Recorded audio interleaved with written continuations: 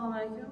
O'zbekiston Respublikasi Vazirlar Mahkamasining 16/iyul 2025-yildagi 444-sonli qarori bilan jazoni ijro etish muassasalaridan ozod etilgan shaxslarga bir martalik nafaqa tayinlash va to'lash tartibi to'g'risidagi nizom tasdiqlandi. Ushbu nizom jazoni ijro etish muassasalaridan ozod qilingan shaxslarga bir martalik nafaqa tayinlash va to'lash tartibini belgilaydi. Nafaqa tayinlash uchun murojaat qilish, murojaatlarni ko'rib chiqish va nafaqalarni tayinlash e-probatsiya axborot tizimi orqali amalga oshiriladi. Ariza beruvchi jazoni etish muassasasidan ozod qilingan kundan boshlab bir oy ichida tuman probatsiya bo'limiga shaxsan murojaat qilishi kerak.